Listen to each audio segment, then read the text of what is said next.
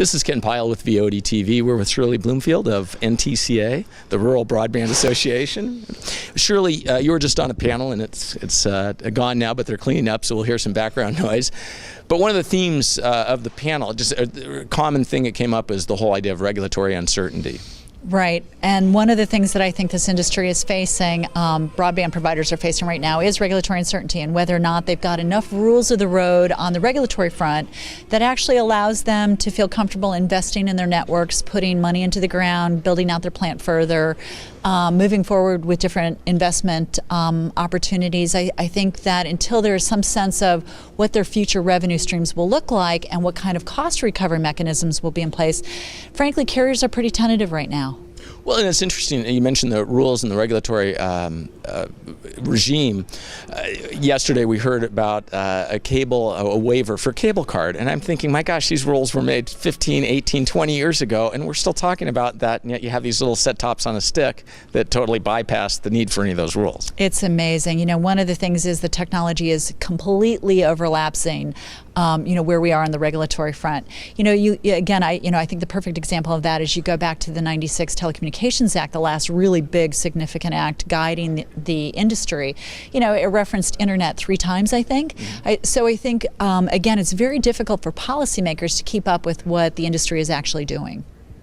And it is doing a lot. One of the things that Matt Polka asked you, your outlook for the industry, and wants you to reiterate that. So I am incredibly bullish about the future of the industry. I think one of the things that really speaks to particularly small independent carriers is the fact that they've got incredibly robust networks. These are networks that they have spent billions of dollars building. They are incredibly fiber rich and data ready. And, you know, I always look at, how do you, what is riding on these networks? And I look at the fact that there are 600 hours of YouTube video that is uploaded every single minute.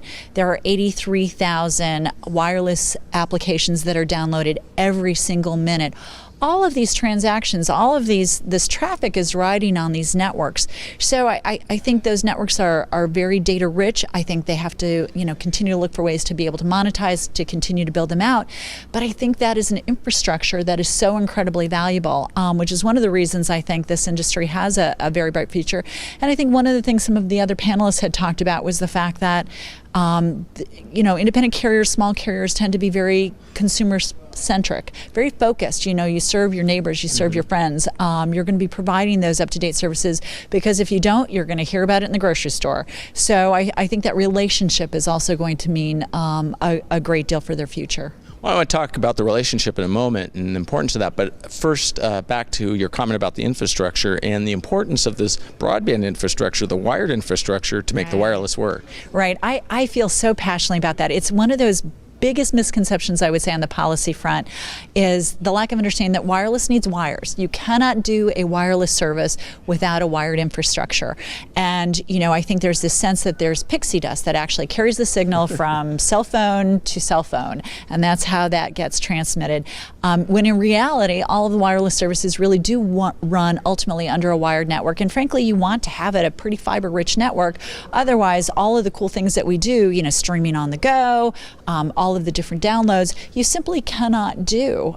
So I think that there needs to be an understanding that relationship is really a very symbiotic relationship between wireline and wireless, and that frankly both serve purposes for consumers well into the future. Well, in fact, it's becoming a big revenue opportunity for a lot of your members, the backhaul services. Absolutely. As a matter of fact, I've got a number of carriers that would now tell me that their backhaul traffic is actually greater revenue than obviously their voice traffic.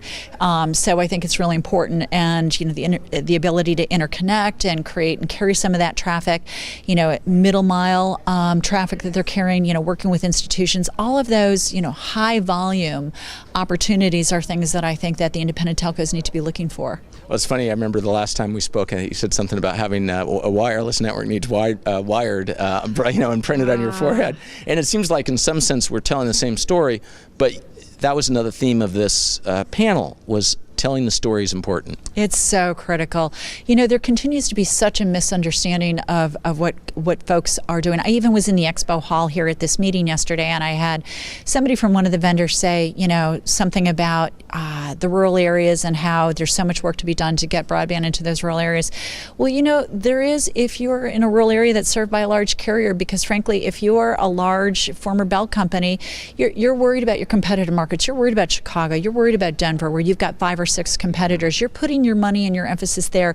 You are not building out into your high-cost, low-density areas because, frankly, it's not worth your return. Move the needle. No, Yeah. but the problem is that overshadows what's going on in these rural communities, which is why when I think about economic development, I think about some of the things we're doing on the Smart Rural Community front, where we're really working with our carriers to engage their schools and engage their libraries, and engage our healthcare providers, the VA hospitals. How do you continue to show the value to those other entities of your broadband network?